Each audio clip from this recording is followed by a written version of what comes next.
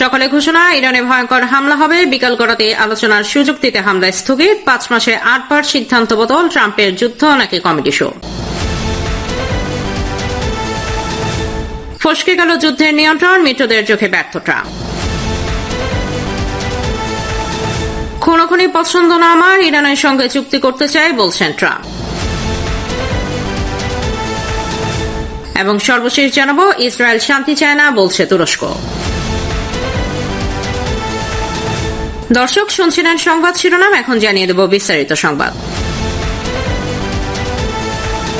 Saudi আরব আর Prince Salman সম্ভবত বুঝতেও পারছে না সামনে তাদের জন্য কি ভয়াবহ সময় অপেক্ষা করছে। ইরান যুদ্ধের আগুন এবার সীমান্ত পেরিয়ে ছড়িয়ে পড়েছে পুরো অঞ্চল জুড়ে, যার জেরে একে একে সরব হয়ে উঠেছে ইরানের আঞ্চলিক মিত্ররা। আর সেই প্রতিশোধের কেন্দ্রবিন্দুতে এবার উঠে এসেছে মার্কিন মিত্র সৌদি আরবের নাম। সামনেই সৌদির ভূমিতে ইরাক থেকে আছড়ে পড়বে আবু মাহাদি আল মুহান্দিস মিসাইল, এমন চাঞ্চল্যকর ঘোষণাই দিয়েছে ইরাকের প্রতিরোধ গোষ্ঠী। যুদ্ধের মানচিত্র খুব দ্রুতই বদলে যাচ্ছে মধ্যপ্রাচ্যে। ইয়েমেনের প্রতিরোধ যোদ্ধারা যখন সৌদি আরবকে লক্ষ্যবস্তু করার হুঁশিয়ারি দিয়েছে, তখন প্রতিশোধের বার্তা দিচ্ছে ইরাকের প্রতিরোধ গোষ্ঠীরা।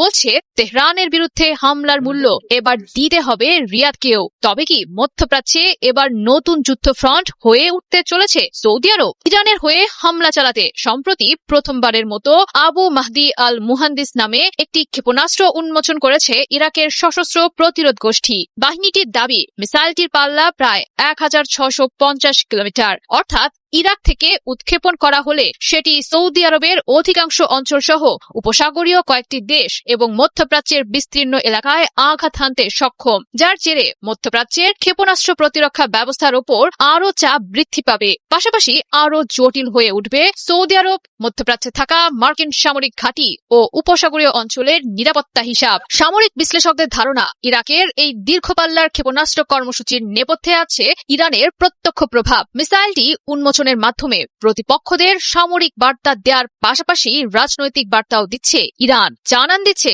ইরানের পৃষ্ঠপোষকতা পাওয়া ইসলামিক রেজিস্ট্যান্স ইন ইরাকের অধীনে সক্রিয় আছে প্রায় 10টি সশস্ত্র গোষ্ঠী। এসব গোষ্ঠীর সম্মিলিত যোদ্ধার সংখ্যা প্রায় 50,000। এদের হাতে আছে ড্রোন, রকেট সহ বিভিন্ন ধরনের অত্যাধুনিক ক্ষেপণাস্ত্র, এমনটাই দাবি করছেন বিশ্লেষকরা। বলা হচ্ছে ক্ষেপণাস্ত্রটির নাম রাখা হয়েছে ইরাকের প্রভাবশালী শিয়া কমান্ডার আবু মাহদি আল মুহান্দিসের নামে, যিনি ছিলেন ইরাকের পপুলার মোবিলাইজেশন ফোর্সেস বা PMF এর উপপ্রধান। 2020 সালের জানুয়ারি মাসে ইরাকের বাগদাদ বিমানবন্দরের কাছে জেনারেল কাসেম সোলাইমানির সাথে তিনিও নিহত হন। এরপর থেকে তিনি ইরান সমর্থিত গোষ্ঠীগুলোর কাছে প্রতিরোধের প্রতীক হিসেবে বিবেচিত হয়ে আসছে। মূলত দীর্ঘদিনের ইরান সৌদি ভূ রাজনৈতিক প্রতিদ্বন্দ্বিতা ও ইরান যুদ্ধে যুক্তরাষ্ট্রকে মদদ দেয় সৌদি আরবের বিরুদ্ধে প্রতিশোধের বার্তা দিচ্ছে ইরাকি মিলিশিয়ারা। এছাড়াও ইয়েমেন যুদ্ধে সৌদি আরবের ভূমিকাও ইরাকি প্রতিরোধ গোষ্ঠীদের ফুঁসে ওঠার অন্যতম কারণ। সম্প্রতি ইরাকি গোষ্ঠীগুলোর বিরুদ্ধে সামরিক পদক্ষেপের পর ক্ষোভ আরও বৃদ্ধি পেয়েছে।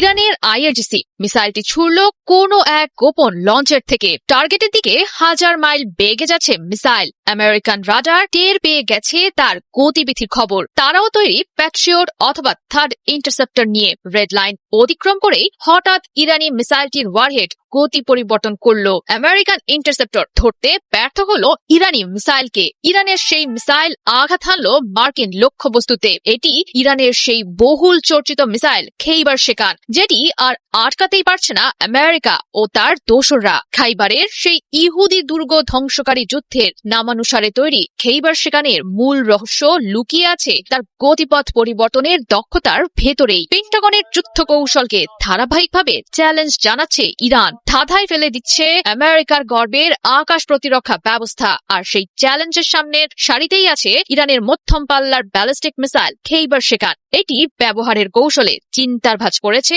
ট্রাম্প ও তার মিত্রদের কপালে। বহুমূল্যের প্রতিরক্ষা ব্যবস্থা প্যাট্রিয়ট থার্ড, SM-3, SM-6 এর একের পর এক ইন্টারসেপ্টর ছুড়েও থামানো যাচ্ছে না মিসাইলটির সক্ষমতা। আর এগুলোর প্রতিটির উৎপাদন ব্যয় খেইবার শেকানের তুলনায় অনেকটাই বেশি। খেইবার শেকানের সবচেয়ে বড় শক্তি হল লক্ষ্যবস্তুর কাছাকাছি এসে গতিপথ পরিবর্তনের সক্ষমতা। মিসাইলটিতে ম্যানুভারেবল রি-এন্ট্রি ভেহিকল প্রযুক্তি থাকায় শেষ মুহূর্তে পথ পরিবর্তন করতে পারে। ফলে মিসাইলটি কোথায় গিয়ে আঘাত হানবে সেটি বোঝা অনেকটাই অসম্ভব হয়ে পড়ে। প্রতিক্রিয়া জানানোর তেমন সময় পায় না ইরানের প্রতিপক্ষরা। মিসাইলটির পাল্লা প্রায় 1450 কিলোমিটার হওয়ায় এর সাহায্যে ইরানের অভ্যন্তর থেকে মধ্যপ্রাচ্যের অনেক গুরুত্বপূর্ণ মার্কিন সামরিক ঘাঁটি ও আঞ্চলিক লক্ষ্যবস্তুতে আঘাত হানা সম্ভব। এছাড়া মিসাইলটির উৎপাদন ব্যয় কম হওয়ায় ইরানের জন্য এটি তৈরি করেছে বাড়তি কৌশলগত সুবিধা। মূলত সলিড ফুয়েল বা কঠিন জ্বালানি চালিত মিসাইলটি দ্রুত ব্যবহার করা যায় বলে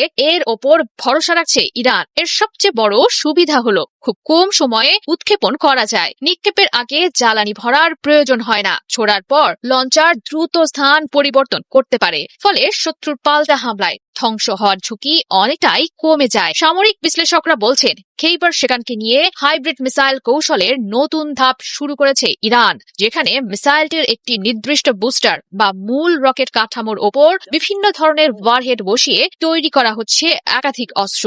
লক্ষ্য কম অর্থ ব্যয় করে অধিক সংখ্যক কার্যকরী অস্ত্র তৈরি করে দীর্ঘ সময় ধরে যুদ্ধ অব্যাহত রাখা।